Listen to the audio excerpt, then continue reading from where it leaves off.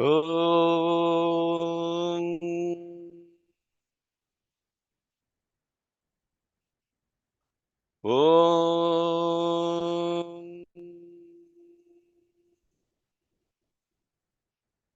गणानान्त्वा गणपतिगुं हवामहे कविं कवीनामुपमश्रवस्तमम् ज्येष्ठराजं ब्रह्मणस्पत आनशृण्वन्नोतिभिः सीदसादनम् प्रणो देवी सरस्वती वाजेभिर्वाजिनीवती धीनामवित्र्यवतु गणेशाय नमः सरस्वत्यै नमः श्रीगुरुभ्यो नमः हरिः ॐ भद्रं कर्णेभिः शृणुयाम देवाः भद्रं पश्येमाक्षभिर्यजत्राः स्थिरैरङ्गैस्तुष्टुवागुंसस्तनूभिः व्यशेम देवहितं यदायुः स्वस्ति न इन्द्रो वृद्धश्रवाः स्वस्ति नः पूषा विश्ववेदाः स्वस्ति नस्तार्क्ष्यो अरिष्टनेमिः स्वस्ति नो बृहस्पतिर्दधातु ॐ शान्ति शान्ति शान्तिः ॐ यज्ञेश्वराय विद्महे येसुनाथाय धीमहि तन्नो त्यागी प्रचोदयात् ॐ यज्ञेश्वराय विद्महे येसुनाथाय धीमहि तन्नो त्यागी प्रचोदयात् ॐ यज्ञेश्वराय विद्महे येसुनाथाय धीमहि तन्नो त्यागी प्रचोदयात् ॐ हृदाकाशे सदा भान्तं शान्तमानन्दरूपिणम् ज्ञानभानुमहं वन्दे सद्गुरुं सत्यसायिनम् ॐ शान्ति शान्ति शान्तिः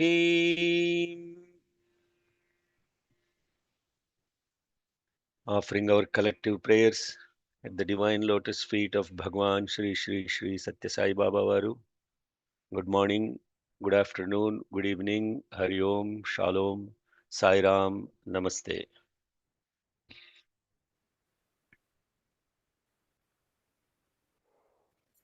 We are studying the Aruna Prashna, completed the first Anuvakam and going into the second Anuvakam, where we have completed the first mantra of the second Anuvakam. Shyama, please project. ॐ भद्रं कर्णेभिः शृणुयाम देवाः भद्रं पश्येमाक्षभिर्यजत्राः स्थिरैरङ्गैस्तुष्टुवागुंसस्तनूभिः व्यशेम देवहितं यदायुः स्वस्ति न इन्द्रो वृद्धश्रवाः स्वस्ति नः पूषा विश्ववेदाः स्वस्ति नस्तार्क्ष्यो अरिष्टनेमिः स्वस्ति नो बृहस्पतिर्दधातु आपमापामपः सर्वाः अस्मादस्मादितो मुतः अग्निर्वायुश्च सूर्यश्च सहसञ्च स्करर्धिजा वायुवश्वारश्मिपतयः मरीच्यात्मानो अद्रुहः देवीर्भुवनसुवरीः पुत्रवत्त्वाय मे सुता महानाम्नेर्महामानाः महसो महसस्वः देवीः पर्जन्यसुवरीः पुत्रवत्त्वाय मे सुता अपाश्नुष्णिमपारक्षः अपाश्नुष्णिमपारघम् अपाघ्रामपचावर्तिम् अपदेवीरितो हिता वज्रं देवीरजितागश्च भुवनं देवसुवरीः आदित्यानदितिं देवीम् योनिनोर्ध्वमुदीशत शिवानश्यन्तमा भवन्तु दिव्या आप ओषधयः सुमृडीका सरस्वती मातेव्योमसन्दृशी स्मृतिः प्रत्यक्षमैतिह्यम् अनुमानश्चतुष्टयम् एतैरादित्यमण्डलम् सर्वैरेव विधास्यते सूर्यो मरीचिमादत्ते सर्वस्माद्भुवनादधि तस्याः पाकविशेषेण स्मृतं कालविशेषणं नदीव प्रभवात् काचित् अक्षय्या स्यन्दते यथा तान्नद्योऽभिसमायन्ते सोरुसती न निवर्तते ये एवन्नानासमुत्थानाः काला संवत्सर श्रिताः ॐ शान्ति शान्ति शान्तिः. In studying the second Anuvakam, the rishis are describing an example of how the time flows and how we completely understand the totality of the Surya Mandalam. And to understand this totality of the solar orb, one has to use four primary tools, as in memory, direct evidence, empirical evidence, and inferential evidence. This is called epistemology, integrated epistemology. This type of teaching is absolutely phenomenal because it helps the intellect be totally using all what is available, not just what you observe with your eyes or hear with your ears, but the totality of evidence is what is established. And in describing one of the components of this solar orb, one of the components of this solar orb is time. And these mantras are now going into the specific aspect of time, that the entire world or universe is held by the sun's rays, and because of the specific changes in these sun's rays, then time has emerged. And we went into the details of what this time is. And one thing we have to 100% understand, that Vedic hymns are not describing science. The purpose and intent of Vedic science is not, or Vedic hymns is not to tell you modern science. No, their purpose is completely different. Their purpose, as you go through this, you will understand this thing, what we are calling as the year, Y-E-A-R, year. It is transliterated into this name called Samvatsara. But Samvatsara is not actually an year. It is much more beyond that. By the way, the class transcripts are now available in English, in Russian, and in Spanish.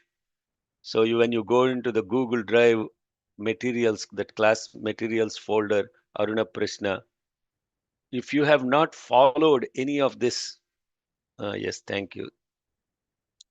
If you are not following on the class and you have no clue what is being even said, go back, read the transcript, watch the class again, watch the YouTube video again. After reading the transcript, then you will be grounded in the mantra. We are not interested in the Veda study just to teach people how to chant mantras.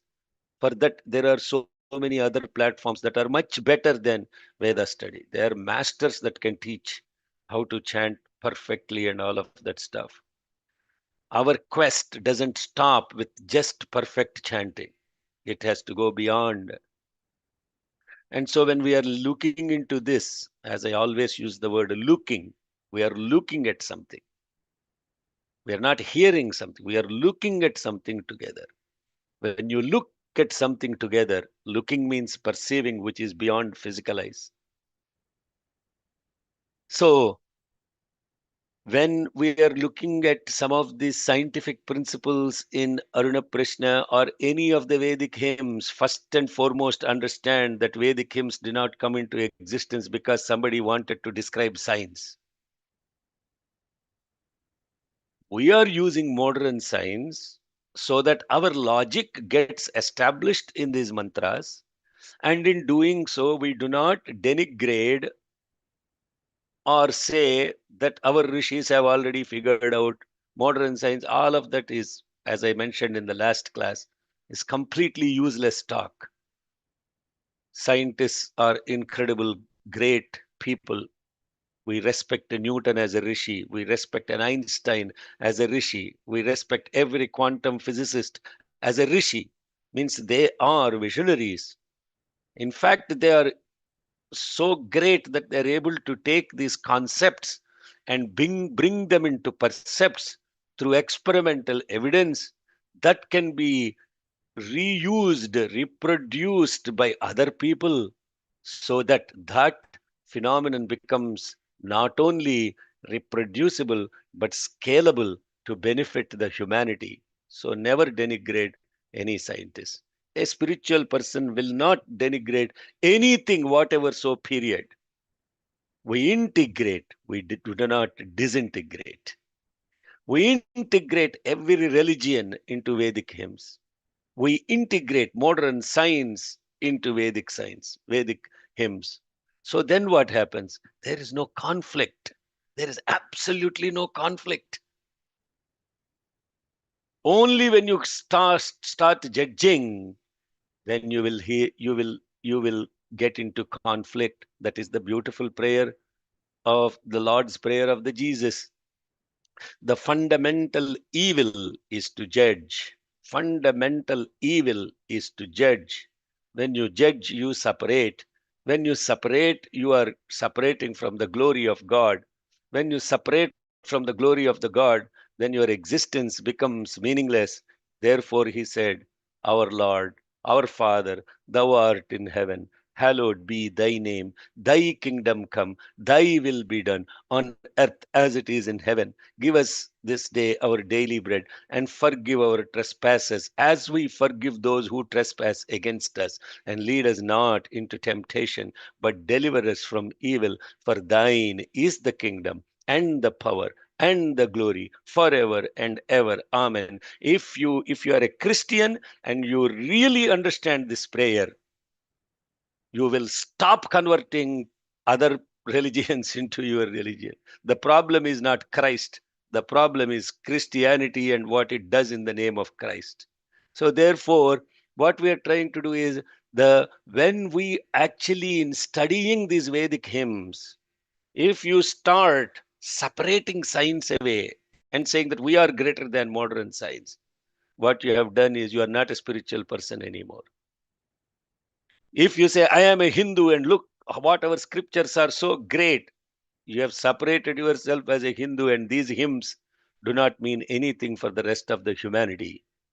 But these hymns are not even talking about any of that stuff. As you go deeper into this, just with the time, how these rishis are describing, that is fundamentally not only describing the relative time, but how it actually relates to the absolute phenomenal divine consciousness and witness.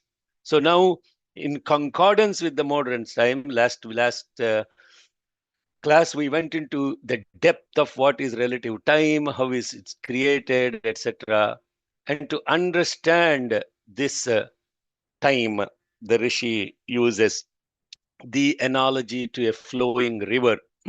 And the flowing river actually very beautiful. Now, the flowing river indicates the linearity of time.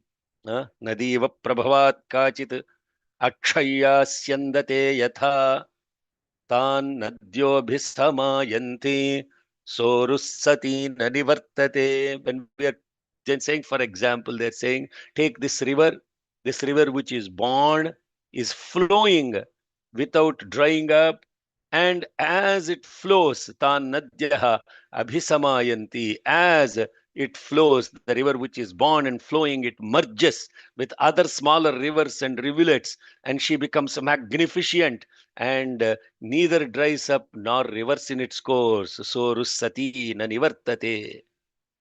So when describing that component of time, we are talking linearity of time, time that is moving forward and never reversing.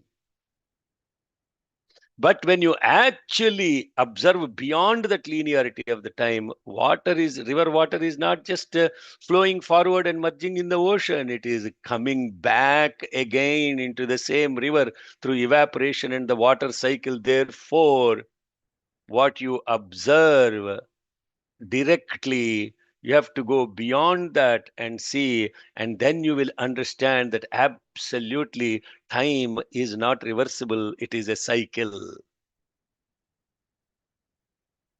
Are you all tracking with me? Am I talking to myself? I hope you're tracking with me. Yeah.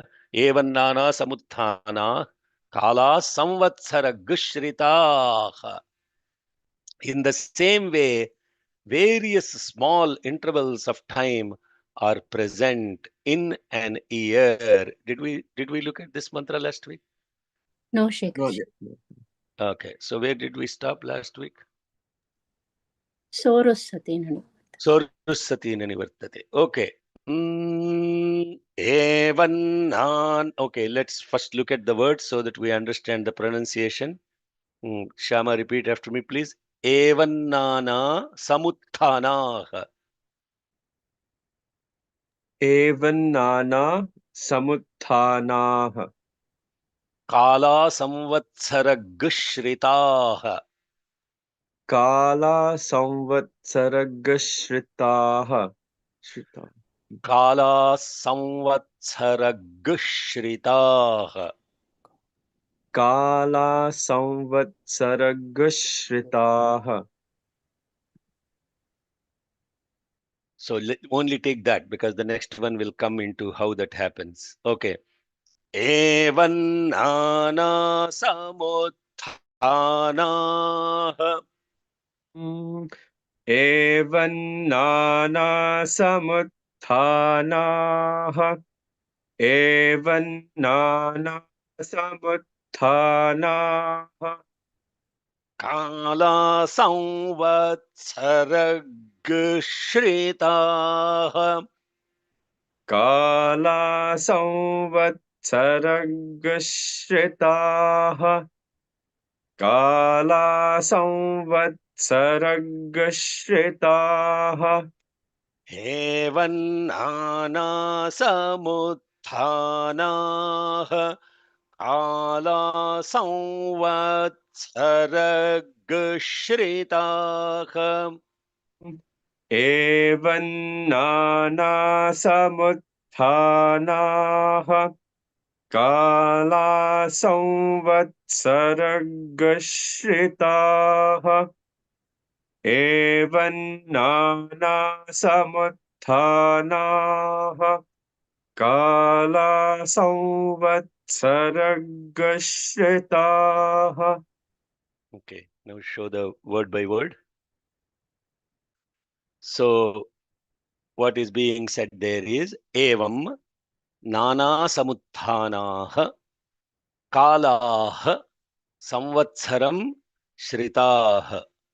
The g comes in Yajurvedam because of this anuswaram followed by the compounded sha. So I will keep mentioning those also so that you will understand why did g come here all of a sudden. So that evan nana, evam, in the same way as what? Same way like that river example,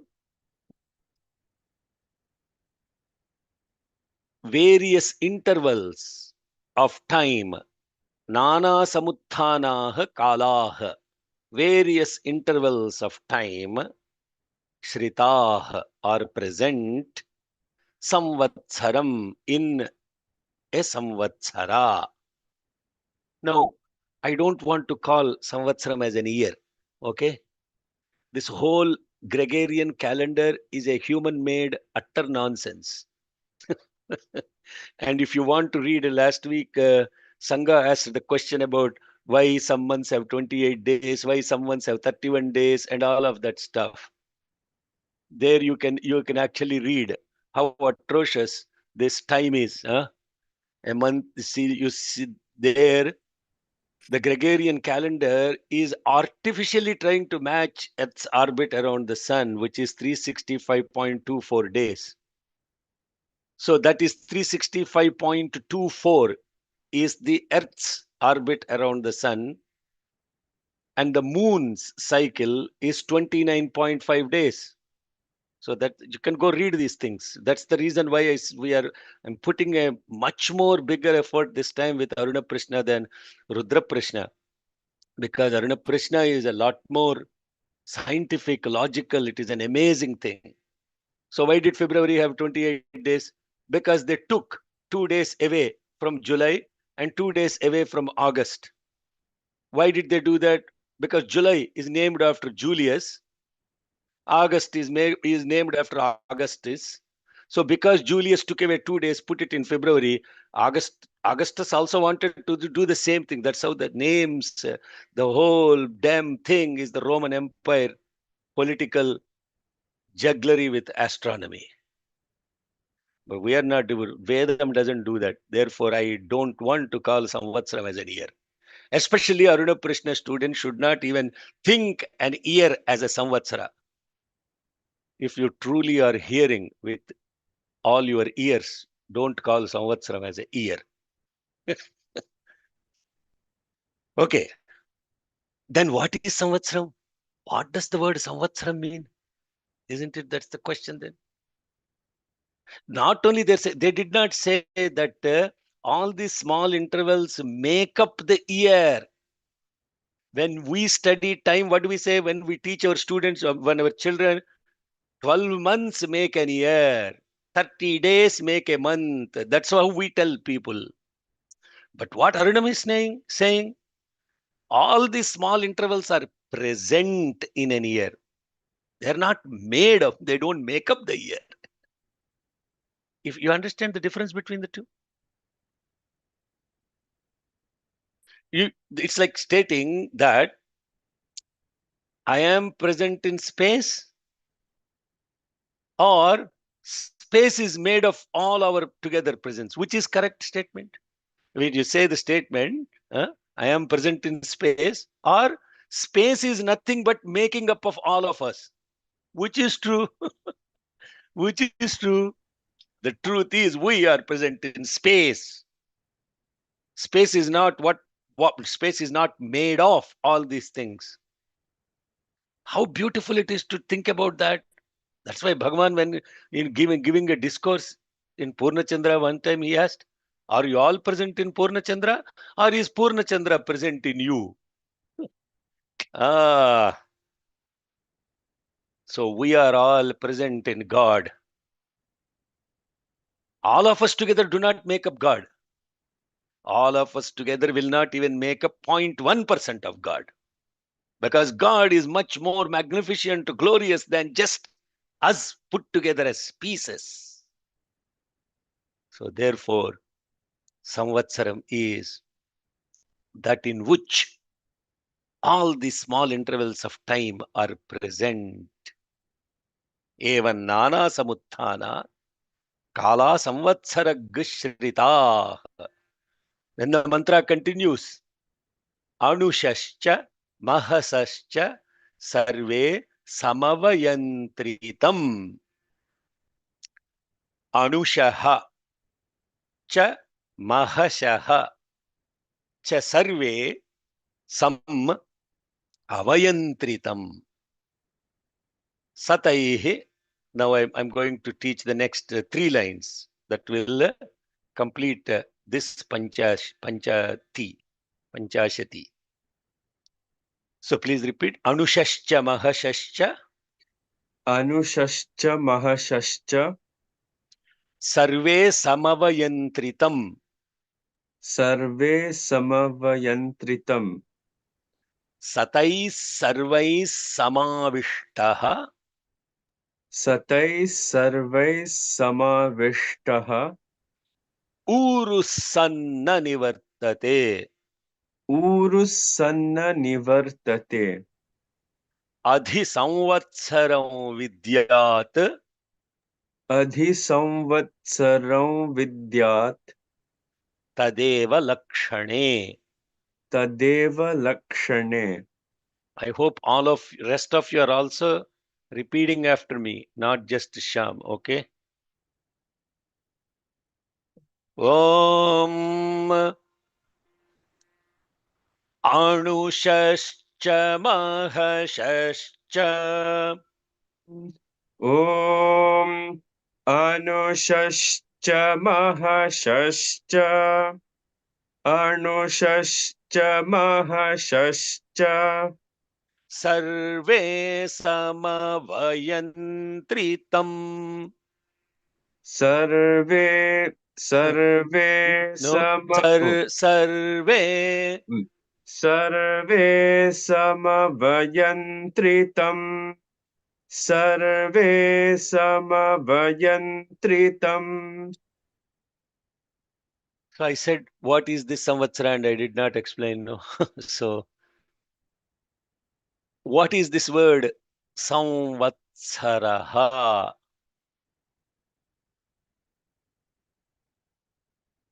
That in which all the seasons reside in totality and move. That is samvatsara. That is one definition of samvatsara. Samvasanti saranti cha yatra ritavaha. That is the dhatu root meaning. Samvasanti, residing together in totality. Saranti, that in which they are moving. What are moving in that? Ritavaha. Ritu. Ritu is, what do we call it? Ritu. The other day I asked one guy, his name is Ritvik. I asked him, what does Ritvik mean? Most of you have a Ritviks at the yajna. What does a Ritvik mean? Have you even asked the question, sir, why are you calling me Ritvik? What does that mean? Anyone knows what Ritvik means? How many yajna you have been a Ritvik? Huh? Swati, how many yajnas you have been a Ritvik? 10. 10. 10 yajna Ritvik. Have you ever asked what does it mean?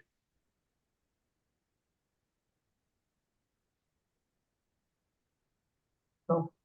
No. I mean, to myself, yes. Oh, to yourself. Okay, what? That's the most important thing. What did you answer yourself? I didn't get an answer. Okay, all right. Okay. Have you asked Swami next? No. Okay. Next time do that. You don't get an answer, you sit in front of Swami with a pure heart, ask Swami, what does Ritvik mean? Why are they calling me a Ritvik?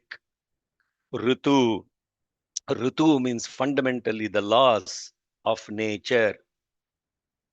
Ritvik means the one who follows the laws and order of the mother nature. That's who is called Ritvik. So Ritu, as we understand this, what we are thinking about, oh, Ritu means season. Ritu does not, I'm saying a Ritu is not English translation of a Ritu into season is very limited interpretation. Ritu, Ritam Vachmi, Satyam Vachmi, Ritam Vachmi. What do I say? I am speaking Ritam, I am speaking Satyam. So what is that Ritam mean? I am speaking what is observed under this nature, factually what is happening because of the laws of the nature. Ritu means the law of the nature. It's naturally present as something which is manifested. So therefore, that in which all the laws of the nature are totally present, but also coming into existence and moving around, that is samvatsaraha. It doesn't even just stop there. Vat plus sar is vatsar. Sam plus vat plus sar, samvatsar. That in which all exist together and flow together. That is what is called samvatsara. Samvat. Samvat means samyak vat. Vat means to be present. That in which all the things are totally present. They are not only simply present, they are not only existing, but they're also moving together. Moving together. Now, what is, see, how can I even comprehend that in the context of calling a samvatsara as year? It's not even just simply time, it is much more beyond. So, what is in which everything is present but also moving together? What is it in which everything is present and moving together? What is it? Hello, excuse me, somebody answer my question. Time. Time. Time we already talked about. Space. Space, there you go. So samvatsara does not mean just time. It also means space. So the year that we defined as a time is limited, but samvatsara is unlimited, incomprehensible. That which exists but is incomprehensible. What do you call it then? 3-letter word. God. I have to even tell.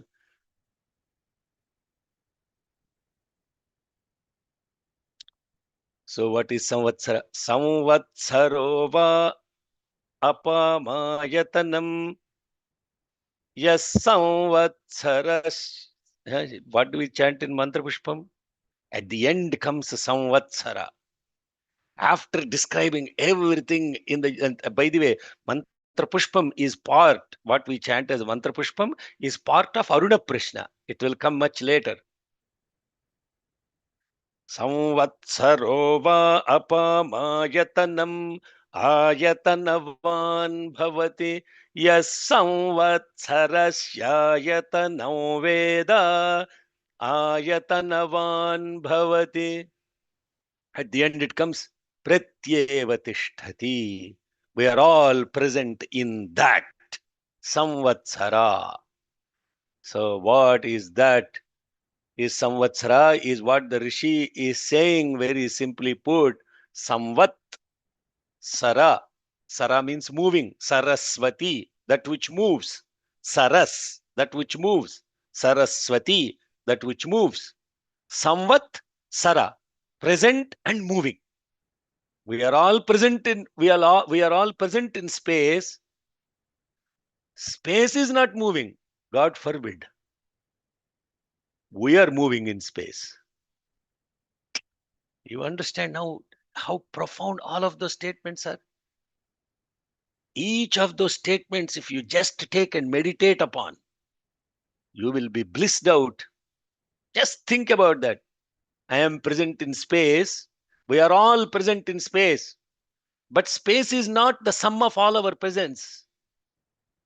We are all present in time. But time is not the totality of all our existence. Time moves and we move in time. Therefore, we are all present in time. Time is actually not moving. Now, it will be confusing to all of you. You will be all thinking, what is he doing with our heads? I wanted to simply learn Aruna Prishna and chant in a temple or during the yajna. Why do I care about all of this stuff? You care because we are not just learning mantras and chanting them in temples. We are learning these mantras because they are connecting us to much bigger than what our sum totality of existence is. And one component is time. So anushascha mahasascha sarve samavayantritam. Anushaha. So now pull up the words. Anushaha anushaha cha. So shaha plus cha becomes anushascha. Mahashaha cha becomes mahashascha. Anushascha, mahashascha, sarve sam avayantritam. Anushaha means very small intervals. Also, cha means also. Mahashaha, big intervals. Cha sarve, and all of them, sam avayantri, operate in totality, tam, in that samvatsaram. Are we understanding? So it's like a machine. This machine is operating with all small units, all big units, small units that make the big units move. Big units are making other big units move. It's like the what we call cogs, the cogs, wheels or wheels of cog, whatever it is that we use to describe a machine. Therefore, it is yantri. Yantra. Yantra is like a machine. Sam avayantri. Sum means totality. S-U-M, sum. Totality of avayantri. All this machinery is working together with small components and big components. And the totality of the machine is the ear, and all these components are presenting in this ear. Now, next mantra. Sataihe sarvaihe. Satais sarvais samavishtaha. Challuda. Tell. Are you blissed out? Are you blissed out? Oh. Satais sarvais samavishtaha. Samavishtaha. Sorry, samavishtaha. So in those that are reading in Telugu, you will see Sataihi, Sarvaihi. But if you also notice in the Telugu or Devanagari, there will be a blue S next to that Visarga. And that blue S means you cannot separate that Visarga. Satai Sarvai Samavishtaha. Satai Sarvai Samavishtaha. Urusanna Nivartate. Urusanna Nivartate. Adhisamvatsaram Vidyat. Adhisamvatsaram Vidyat. Tadeva Lakshane. Tadeva Lakshane. Okay. Om Satai Sarvai Samavishtaha. Om Satai Sarvai Samavishtaha. Satai Sarvai Samavishtaha. Urusanna Nivartate. Urusanna Nivartate. Urusanna Nivartate. Adhisamvatsaram Vidyat. Adhisamvatsaram Vidyat. Adhisamvatsaram Vidyat. Tadeva Lakshane. Tadeva Lakshane. Tadeva Lakshane. Satai Sarvai Samavishtaha. Urusanna Nivartate. Adhisamvatsaram Vidyat. Tadeva Lakshane.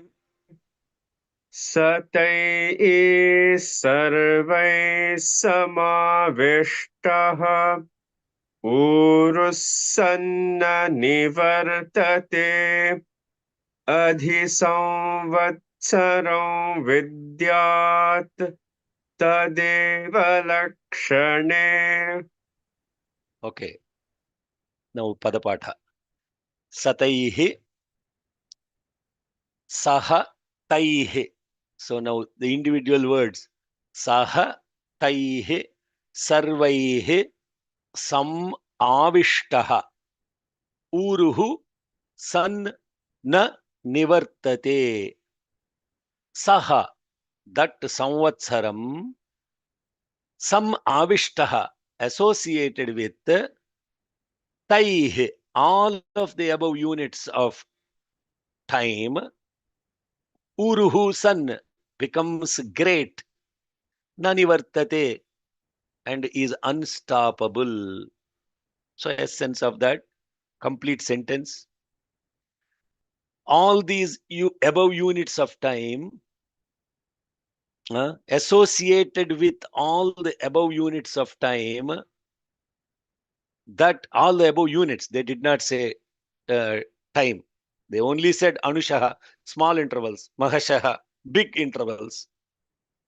Associated with all of those units, that Samvatsaram, Uruhu San. See, the same thing is repeated before. Same thing is said. Sorusanna Nivartate.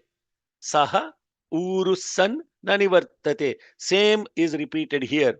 Where is that said? That was said in the example of the river. But here it is being said in the example of describing the Samvatsaram. Similarly, associated with those big units and the small units, that Samvatsaram becomes great, Urusan Nanivartate, and is unstoppable or will not reverse. Adhi Samvatsaram Vidyat Tat Eva Lakshane. Tat Eva Lakshane. By this example or analogy, vidyat, it is known that adhi samvatsaram, all is present in that samvatsaram. What type of teaching is this? We did not learn modern science like this, by the way. Today's students do not learn like this. This is a supreme way of teaching. Not only giving the example, but also as we go next, they will point out the limit of the example. Means what? It is no different from science. Because you have said something, it doesn't become. See, this is the other thing I keep pointing out, right? Vedic mantras are not dogmas. Vedic mantras are not blind beliefs. They are totally grounded in logic. They're totally grounded in supreme science. And even in teaching, this method of teaching is so powerful. That which probably stopped with Socrates. He was probably the teacher that taught like this. And after that, it fell apart. Because all of our intelligence is now artificial.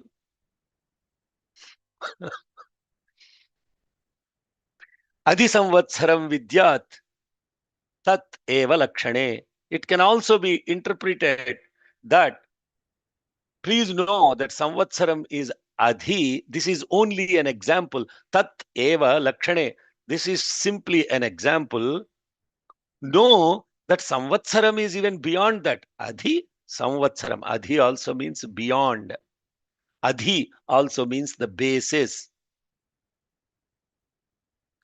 So that completes essentially the next mantra. Now we'll go to all this, another next level of beautiful teaching about this science of the time. Anubhishcha mahadbhishcha. Please repeat. Anubhishcha mahadbhishcha. Anubhishcha mahadbhishcha. Samarudha pradrishyate.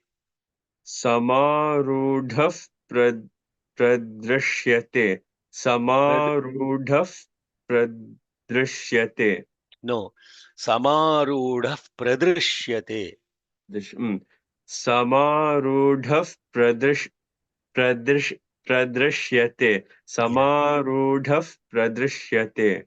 The dru should not be emphasized because the da with the vowel is what is mentioned there. It's not the consonant. So you should not say pradrishyate. You should not say like that.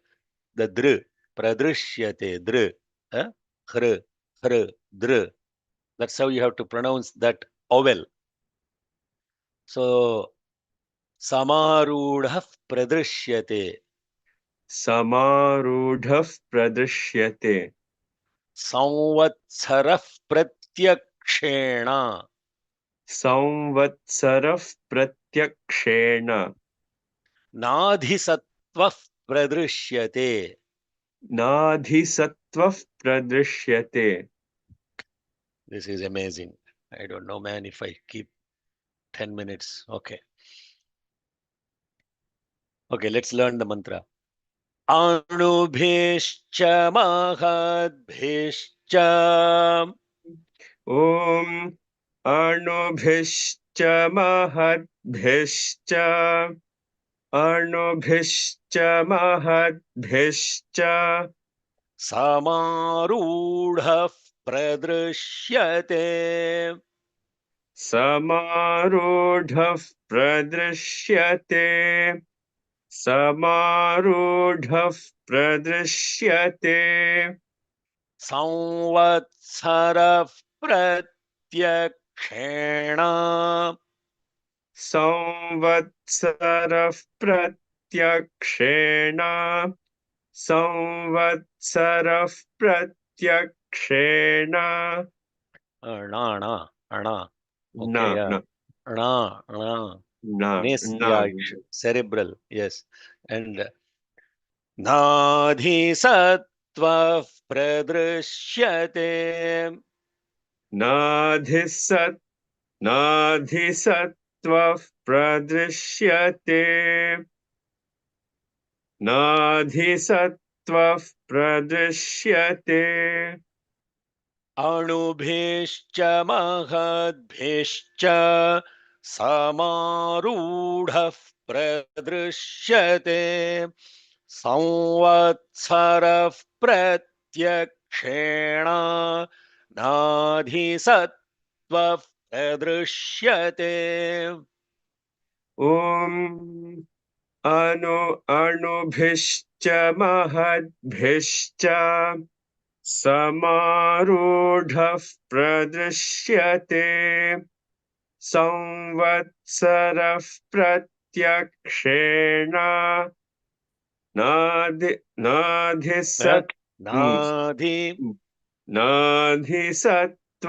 प्रदृश्यते अणुभिश्च महद्भिश्च अणुभिः च महद्भिः च सम आरूढः प्रदृश्यते. The essence of these 4 lines is this. It is directly evident that smaller units combine with the bigger ones to become this samvatsara. It's directly evident. It is directly evident that small rivers and rivulets join the bigger one. It is directly evident. There is no need for any interpretation. So, anubhischa, anubhihi. Before it was anushaha. Now it is bhihi. Anushaha means a singular number. Here it is anubhihi means plural number. Many small intervals. Many big intervals. Anubhihi cha mahadbhihi cha. What are they doing? Sam arudhaha pradrishyate. It is pradrishyate. You can actually see. Pradrishyate. You can actually see that these many smaller units, many bigger units are combining together and appearing as this samvatsara directly.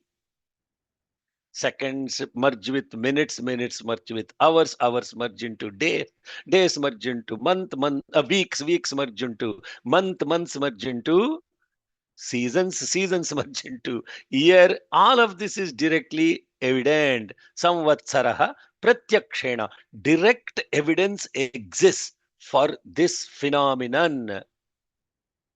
Very obvious. But what is not seen? Adhisattvaha naha pradrishyate. What is beyond, what is behind all these things is not seen. Are you understanding what I mean? Sun is rising in the east and setting in the west. Direct evidence. No need to any interpretation. You can see it. But how is that happening? Why is that happening is not directly evident. Huh? In fact, sun is neither rising nor setting. What is happening? Earth is rotating. That earth is rotating around the sun, around itself and around the sun is not perceived. What is only perceived is sun is rising in the east and setting in the west. In a similar example, they are saying it is directly evident that all these small intervals, big intervals come together to become a samvatsara. But what is behind all of this is not clearly perceived. You understand? That is the Vedic mantra. That is the Vedic hymn. It does not stop at defining the objects. It will go beyond and look at the subject. The object is directly evident. Subject is not evident. And therefore, there was a sometime in one discourse I was listening to Swami. One fellow was sitting in a dark room for a long time. Somebody walked in, turned the light on, and he asked this person, "What are you saying?" The person started describing, "I see a table, I see a chair, I see a sofa, I see all these things." But does not start with what is enabling seeing all these things. He does not say, "I see light." Our lives are like that. We are always seeing the objects and caught up and describing these objects. We never ask the question, what is the basis of all of this? What is the basis of all of this existence? The first thing you say is, "Who are you?" You immediately say, "I am," and you tell your name. That is the most fundamental flaw in who you describe as. When somebody asks you, "Who are you?" "Oh, hey, I am," and then you are not that name. That name is given to you for moving around in the world. So therefore, you have to always introduce yourself. "My name is so and so, Tom, Dick, and Harry." I am not Tom. I am not Dick. I am not Harry. It's a name given to me. Then what happens to your perspective? You're always going to that I am, who, that. Then you realize, oh, this is a name given to me. This is a job given to me. This is a duty given to me. I am not any of that stuff. These are just functionalities, names, and given to this same form that does different functions, gets different names.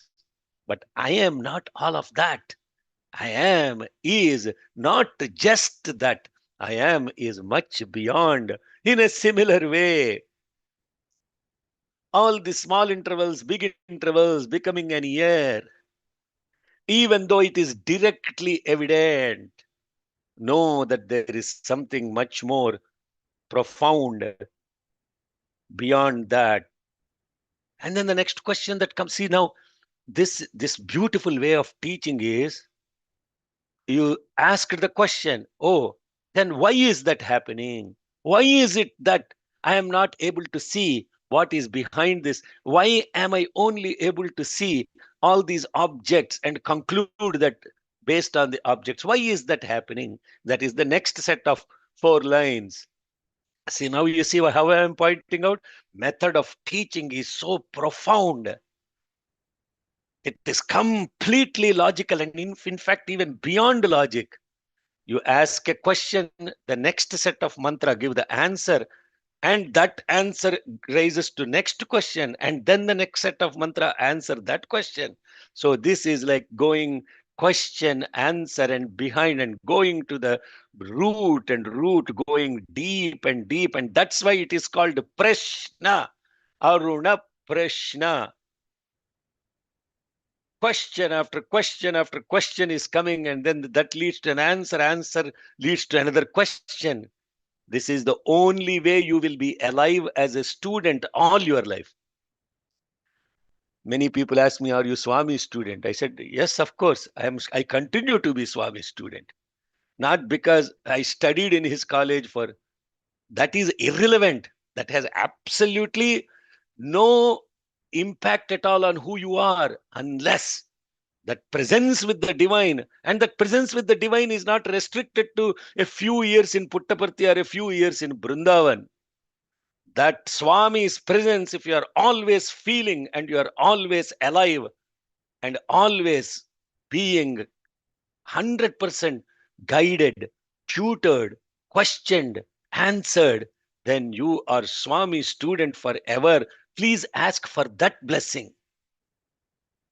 And don't even worry about physically you are his student or not. That is his grace, which came temporarily. But that is not what it is to be a student. A student is someone who is constantly interrogating, questioning, querying.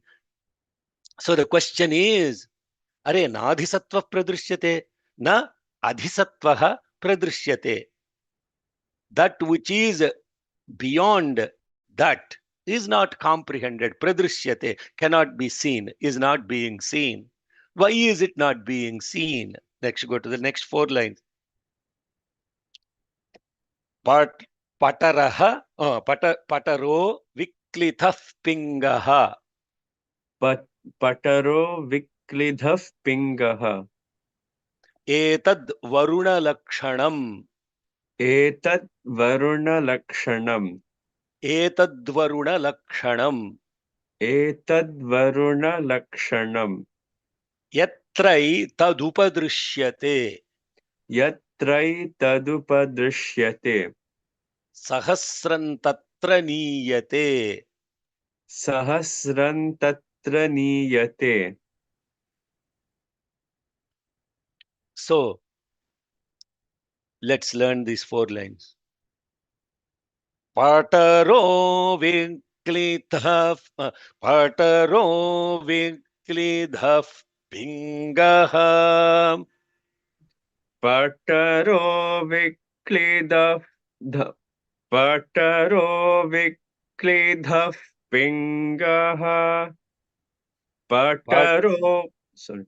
No, go ahead. Pataro viklidhah pingaha. Etadvarunalakshanam. Etadvarunalakshanam. Etadvarunalakshanam. Yatraitadupadrishyate. Yatrai yatrai tadu yatrai tadupadrishyate. Yatrai tadupadrishyate. Sahasran tatra niyate. Sahasan sahasran tatra niyate. Sahasran tatra niyate. So I really have to appreciate him. He's chanting this for the first time. Huh? It's very hard to, if you're not exposed to what this, that's the reason why when something is unfamiliar, we are intimidated, we are afraid, and we don't even attempt. The first thing is to prepare the mind to tackle that which is totally unfamiliar. Then it will learn how to get around it. So let us look at, I'll take 5-10 minutes because this is a conclusion of a logic. And this logic needs to next set of questions. So, but why we are not able to see that which is beyond this, what is directly evident as the samvatsara.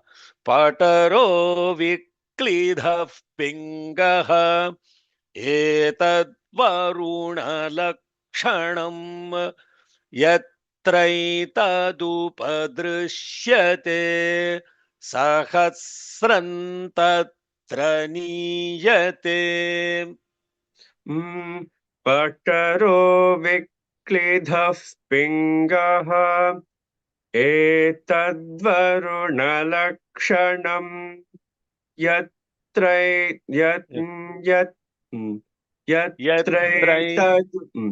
yatrai tadupadrishyate sahasran tatra niyate. Words. Pataraha viklidhaha pingaha etat varuna lakshanam. Pataraha. Now, by the way, here Varuna does not mean the god Varuna. That also I am very cautious in looking at these mantras. Some people have written that the previous mantra Saraswati means getting the blessings of goddess Saraswati, and they look at this Varuna because they're familiar with only Saraswati, Varuna as gods, goddesses. That's all. They have objectified those words, and therefore they cannot see beyond those objects.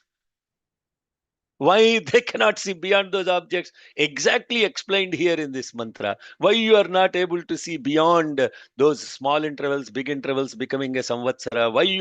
Why your vision is obstructed? Because pataraha, that which is covered, like a patara means a In Telugu, we call it Thera. Thera means what? A screen. So these eyes are covered with these eyelids, which is like a patara. That means it has what? Obstructed your vision. Pataraha. So these physical eyes are covered constantly by these eyelids. Pataraha. Viklidhaha. Not only they are covered, they get infected so many times. They accumulate mud and all of these things. That's why you have to wash your eyes when you get up in the morning. They're constantly subject to all kinds of impurities. Viklidhaha. Pingaha. Pingaha means they are also misty. Sometimes there is this layers of mist that will cover the eyeballs and you cannot see. And then you have to clear these eyes. I'm not describing anything only unique to me, no. All of us have this problem. All of us have these eyelids which are constantly covering these eyes. Now, what does this, and then they constantly have to be cleaned because they have impurities. And not only that, pingaha, they have this mist that obstructs our vision. Etat Varuna Lakshanam. All of this is Varuna Lakshanam, means is characteristic of that which covers which is actually present. Varuna is here means that which covers, that which is covering everything. Avarana, Mala Avarana. Those of you who know the technical words of Vedanta but do not know what it means. Mala, Avarana, Vikshepa, they say those are all the properties of the mind. Avarana means that which is covering which is actually present. You understand? So what is covering the Lakshanam? That is its nature. That is its nature. What is the nature of the physical eye? The physical eye is covered. The physical eye is covered like a screen with these eyelids. The physical eye is inflicted with so many infections. The physical eye is misty with golden red whitish complexion. And that physical eye has the property of a wheel. Veil, wheel. It covers up that which is actually present there. What is actually present there? Yatraihe, yatra etat upadrishyate. Yatra etat upadrishyate becomes yatrai tadupadrishyate. Yatra, in that physical eye of flesh, etat, all of this that is there, tatra, what will it do? Sahasram tatra niyate. It will make one look like many. And it actually covers up the truth. It can only perceive division. It cannot perceive unity. That physical eye can only perceive multiplicity. That physical eye cannot perceive unity. That physical eye can only perceive objects. That physical eye cannot see beyond multiplicity of the objects. It cannot see one. It can only see many.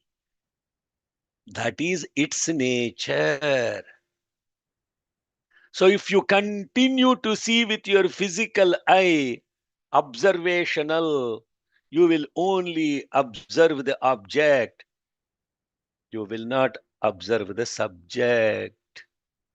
So this physical eye is not enough to see unity. What incredible! Incredible! You got the answer why you cannot see that na adhisattva pradrishyate, na adhisattva pradrishyate. You cannot see the subject matter because pataro viklidha pingaha etad varuna lakshanam Sahasran tat yatra tadupadrishyate sahasran tatra niyate. That is a very the last line we will finish, because that will complete this mantra for practicing on Tuesday also. We have a lot of mantras, because I have to speed up a little bit. Otherwise we'll be stuck here. This same mantra is described in Ishavasya Upanishad in another beautiful way. See, now what happens is, when you look at this particular concept, the mind automatically, if it has heard this elsewhere, that is smriti, that is memory. So when I was reading this mantra, I said, hey, this kind of a principle is explained somewhere else. And then the mind was searching, where else it is described? Where is it described? It is described in Ishavasya Upanishad. The 15th mantra of Ishavasya Upanishad is Hiranmayena Patrena Satyasyapi Hitam Mukham Tattvam Pushannava Vrunu Satyadharmaya Drishtaye. Hiranmayena Patrena Satyasyapi Hitam Mukham Tattvam Pushannava Vrunu Satyadharmaya Drishtaye. And that mantra is addressed to Surya Bhagavan also. Surya Bhagavan. And it is addressed to O Pushan, means O Surya, the face of truth, Satya, and the face of truth is hidden by a golden cup. Hiranmayena Patrena Satyasya Apihitam Mukham. With a golden cup, the truth, the face of the truth is hidden by a golden cup. So, O Surya Bhagavan, please remove that cup so that I can see Satya and Dharma. This is Ishavasya Upanishad.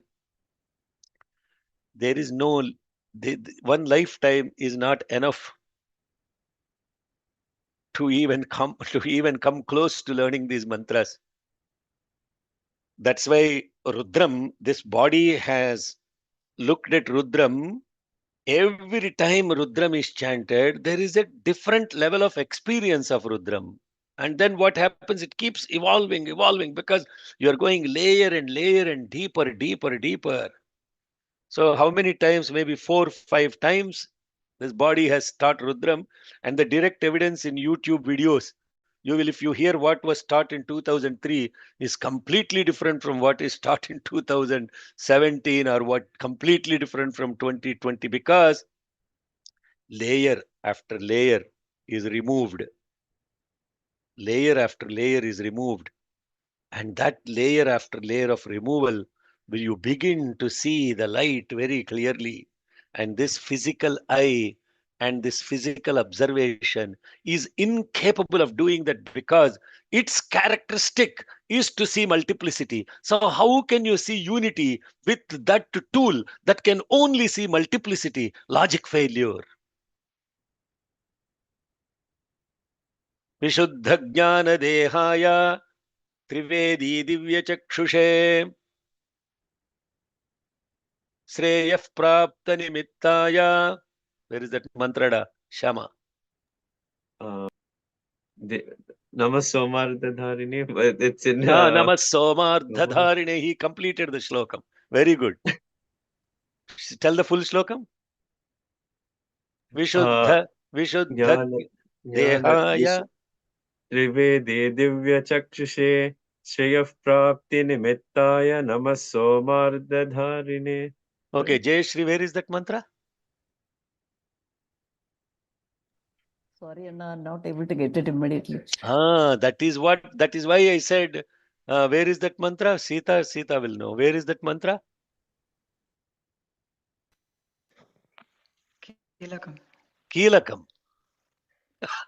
Kilakam. The very first shlokam of Kilakam is that. Now you see how many times you chanted Devi Mahatyam? It has never stuck when it is needed. There when it is needed, oh, Divya Chakshushe, how do I get that Divya Chakshu? And that Divya Chakshu means that which is beyond this Charma Chakshu. Divya Chakshu means enlightened eye, enlightened vision, compared to physical vision, which is limited to this Pataro Viklidhav Pingaha. Pataro Viklidhav Pingaha. That is Charma Chakshu. Charma Chakshu, Divya Chakshu. Vishuddha Jnana Dehaya. Trivedi Divya Chakshushe. Sreya Prapti Nimittaya. Namasomardha. If you go and listen to Kelakam class, how we looked at that mantra, how we studied that mantra, studied that shlokam rather. And that immediately should come into, oh, there is a Divya Chakshu, there is a Charma Chakshu. Where is an example of a Divya Chakshu and Charma Chakshu that we have studied? Which other scripture has Charma Chakshu, Divya Chakshu? Which other scripture? Sudhakar, which has, if you don't, okay, if you don't raise your hand, answer, I'll call your names. And that is, sorry, I have to, this is the Socratic way of teaching. When you are put on spot, either you will get stifled or you will rise. You will rise to the task. Where is Kotu? Kotu, where is that Divya Chakshu, Charma Chakshu example?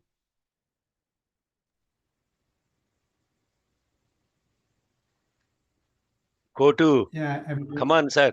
Huh? not getting it. You are not getting it. What do you do on Sunday afternoon, sir? At the Sai Center. Study circles. Study circle. What are we studying, sir? Yeah, Gita Vahini. Gita Vahini. What did Arjuna ask, sir? Krishna gave the Divya Chakshu to Arjuna to see the Vishwarupam. Because the Charma Chakshu, the physical eye, could not even comprehend the Vishwarupam.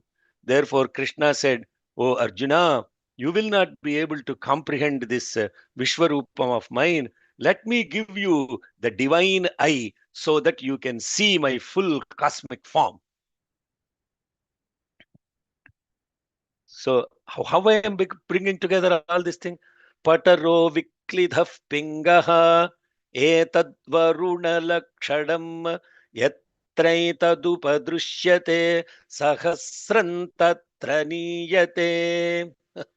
Okay, last mantra. Sorry, I am taking a ekagumhi sironana mukhe. Please just say. Ekagumhi shiro nana mukhe. Kritsnantadrutulakshanam. Kritsnantadrutalakshanam. Kritsnantadrutulakshanam. Kritsnantadrutalakshanam.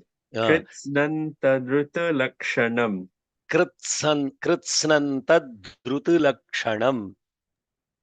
Kritsnantadrutulakshanam. Where does the word kritsnam come? Kritsnam. Kritsnavitaya Davate Satvanam.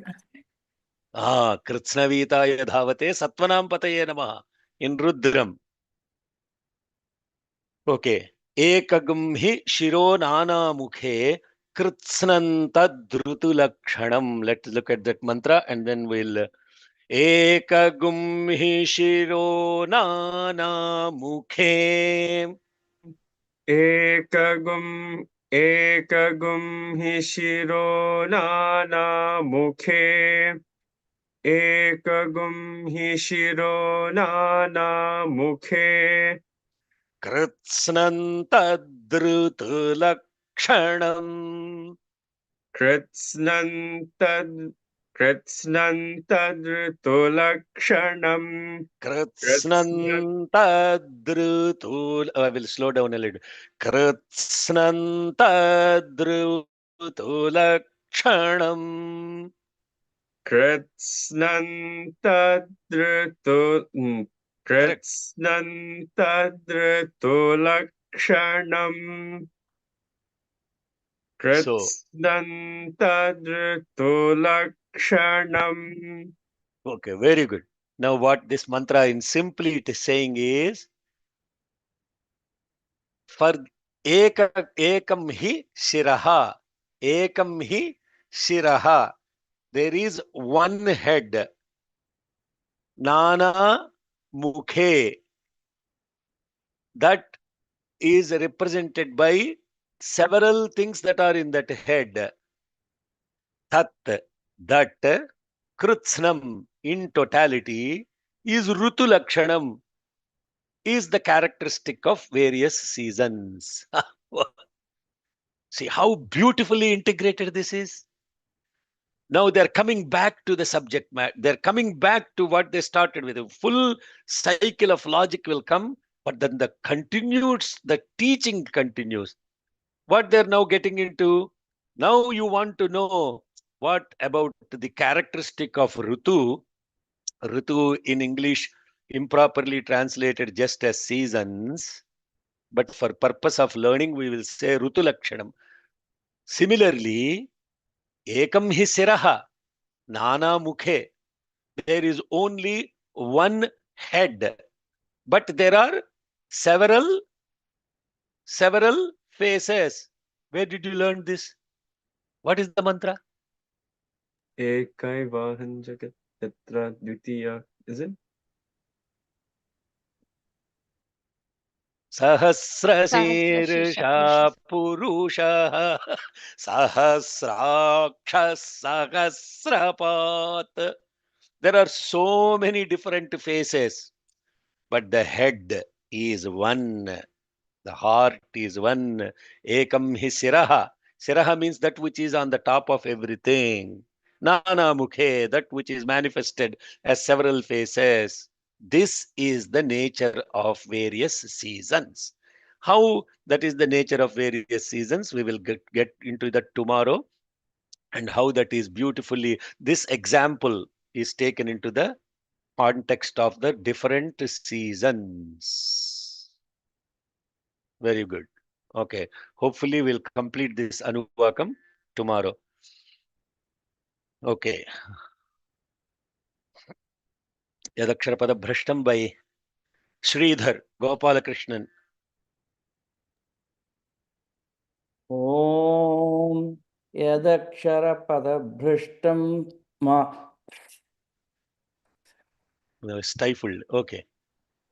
Okay. Vijay Kasturi, please chant.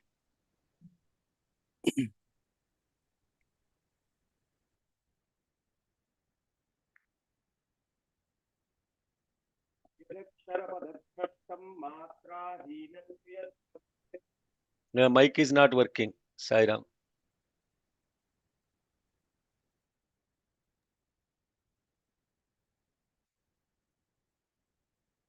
Okay. Can you hear me, Uncle, now?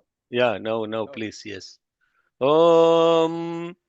Yadaksharapadabhrashtam matrahinantu yadbhavet tatsarvam kshamyatam deva narayana namostute visarga bindu matrani padapadaksharaणि cha nyunani chatiriktaनि kshamasva saishvara aparada sahasrani kriyante harnisham maya anyadha sharanam Dasoyamiti mam. दासोऽयमिति मां मत्वा क्षमस्व परमेश्वर अन्यथा शरणं नास्तिर्त्वमेव शरणं मम तस्मात् कारुण्यभावेन रक्ष रक्ष साईश्वर हरिः ओम तत्सत् श्री సాయేశ్వరార్పణమస్తు. ఏంట్రా బాబు మీరందరూ నిద్రలో పొద్దున్న too much either you are blissed out with the class or you have forgotten what is how to chant these mantras. Okay, all right, let us, before we say swasti mantra, are there any questions? Yeah, so somebody said nadhi sattva pradrishyate in Telugu is miswritten as nadhi savaha, but you are not looking at the latest version. That means Prabhakara Yallai, where is he? Please go back and download the latest version. He probably is gone. Okay. Nadhi sattva. I'm here. I'm C.S. Rama.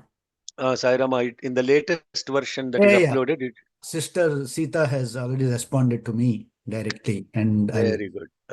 Excellent. Thank you. yeah, yeah. Okay, that's it. What is the meaning of the word Shritaha? Shritaha means that in which it is present. Shrita means present. Where is that Shrita coming? Which mantra?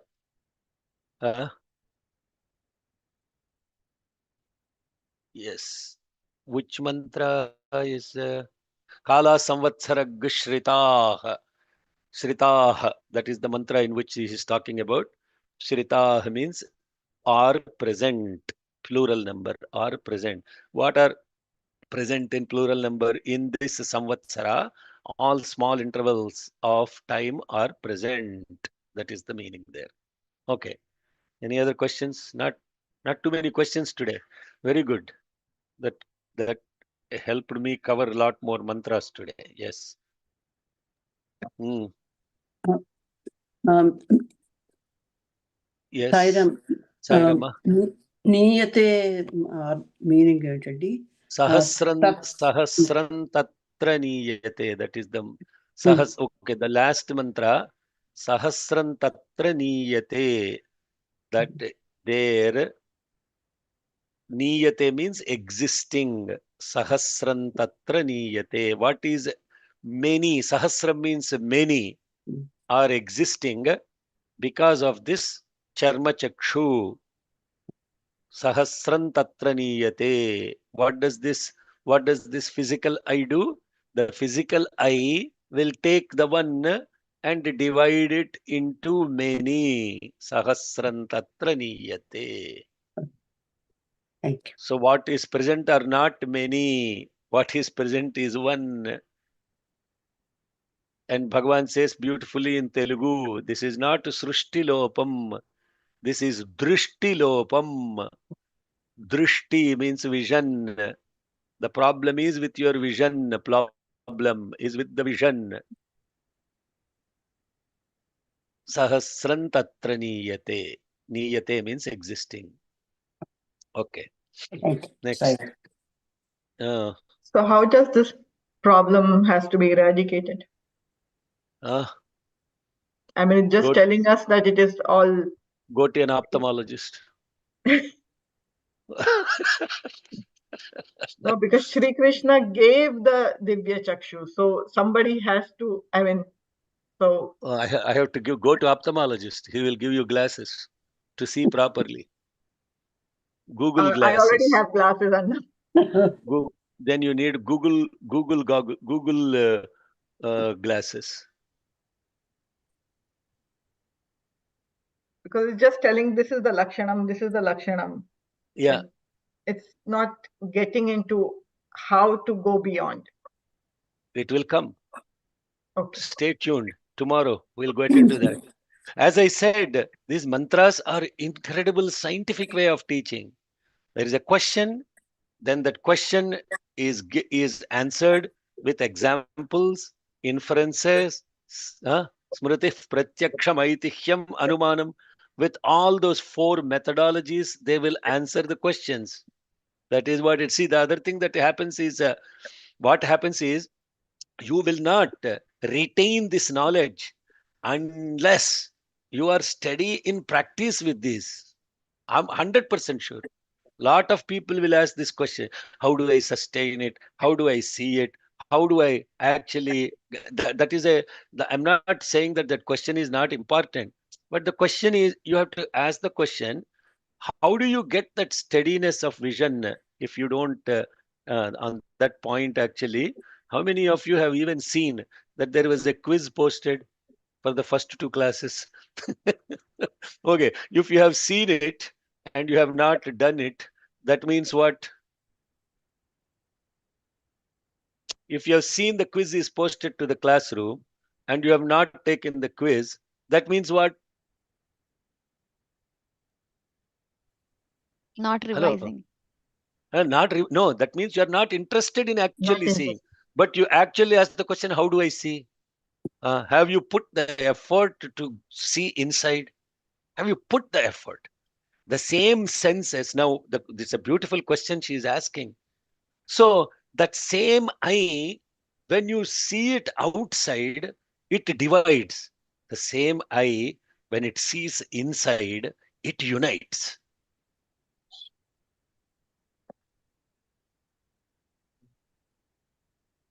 If you understand, same tool, it depends on how you are using it. If you use these physical eyes only to see the external, it will divide, because that's its nature. Sahasran tatra niyate. Etad varuna lakshanam. It also covers up what is present there. But the same eye, when you see inside, see always inside, S-A-I. See always inside, S-A-I. Then the next question, what will it come? How do I turn it inside? Obviously, how do I turn it inside? How do I turn the eye inside? What do you mean turning the vision inside? What do you mean turning the vision outside? How do you turn the eye inside to start seeing inside? Once you close this eye and you start seeing inside, is this the eye that is seeing? Is this the eye that is seeing? Now I will get into Swami's way of explaining it and making you more confused about it, which is you are trying to see with EYE. Instead, you have to see with the I. I. So, what is the difference between EYE and I? EYE and I, they are not one and the same.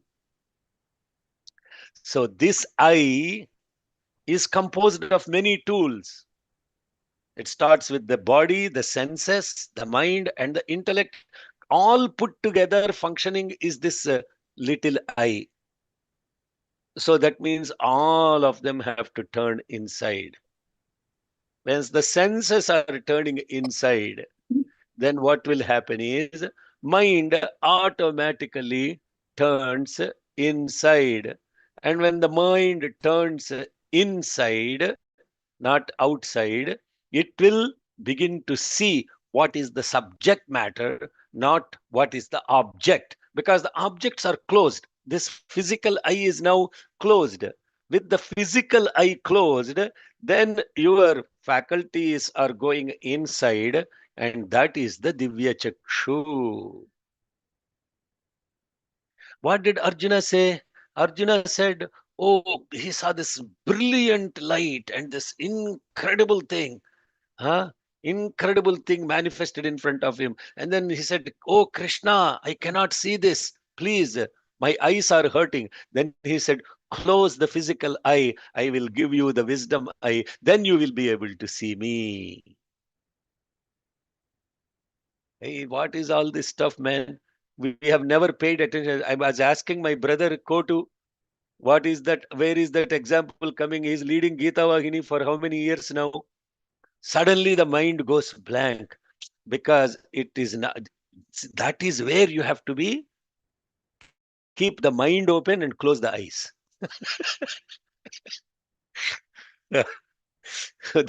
Now this mind open, this is now, I also, if some of you have explained what is a when we were studying the Rudrajnana Yajna, inni chaduvanela inta vedakanela కనులు తెరియుదొకటి కనుమూయుదొకటి ఇన్ని చదవానేల ఇంత వెదకానేల. Annamaya said, Arey, why you are breaking your head with all these scriptures and turning into PhD, permanently head damage? There are only two things in life that are happening constantly. One is opening the eyes and the other is closing the eyes. That is it. When you open the eyes, what do you see? When you close the eyes, what do you see? If you see the same thing there, when you close the eyes, you see Apatalana bhastalanta bhuvanad brahmandama vispurat. Jyotisphatika Mauli Vilasad. Have you experienced this? Chanting the Rudram all the time. When we are doing the Dhyana Shloka, have we put our focus on what is that mantra saying? That mantra is saying in Dhyana. Dhyana means meditation. When you close the eyes, what you see is this incredible effulgence that is a pillar of light that is spreading all the way from bottom of the universe to the tip of the cosmos. And that is what is filling the whole cosmos. Close the eyes, you see the light. Open the eyes. What do you see? Brahmanda vyapta dekha bhasita himarucha bhasamana bhujangai kanthe kalah kapardah kalita shishikalas chanda kodanda hastah. Has how many Rudrajnana Yajnas you have heard? Has this stuck with you? Say, what is opening eyes? What is closing my eyes? When you open the eyes, you see diversity. Pataro viklidhav pingraha etad varuna lakshanam yatraitadupadrishyate sahasram tatra niyate. What is that sahasram? You are seeing all different Rudras, all with different vestures, all with different adorations, adorned with Rudrakshamala, carrying all these things. Everybody around us look like that Rudra. When you open the eyes, many Rudras. When you close the eyes, you see only light. This is the essence of Sri Rudram. Can you keep the eyes open and only see the light? So if you experience that light when you close the eyes, and now this eye business is really, Triambakai yajamahe, that also talks about three eyes. Triambakam. Ambakam means eyes. Triambakam. Have you ever asked the question, why did Shiva have three eyes? What are the three eyes? What is the third eye? How did the third eye kill Manmatha? And then Bhagavan has beautifully said after this Good Friday, cutting the eye across is the cross. Cutting the eye across is the cross. What is the eye he is talking about? Jai Sai Ram. Tonight at 8 o'clock Pacific time, we will look into the significance of Easter. All the South African friends are doing Ekadasha Rudram on the Easter Sunday for them. For last 5 years, they have been doing morning 5 o'clock Rudram chanting in South Africa for the last 5 years. And today is the 5th year anniversary, and we will be celebrating that starting at 8 a.m. California time, 8:30 p.m. India time. Is that correct? 8:30 a.m. India time, 5 a.m. South Africa time. Join if you can, and then we will talk about what is cutting the eye across as the significance of Easter. Okay. There are no more questions.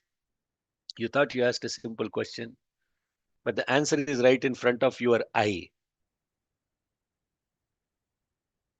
Not the EYE eye. It is in front of your eye. Who am I? Naan yaar. Adida question. Avaladan. Naan yaar. That is the I. Get in front of that. Okay, Jai Sai Ram. Amma, Sai Ram. Om Swastif Prajabhyah Paripalayantam Nyayena Margena Mahim Mahishakha Go Brahmanebhyah Shubhamastu Nityam Samasta Lokah Sukhino Bhavantu Samasta Lokah Sukhino Bhavantu Samasta Lokah Sukhino Bhavantu. Om Shanti Shanti Shanti. Jai Bolo Bhagwan Shri Satya Sai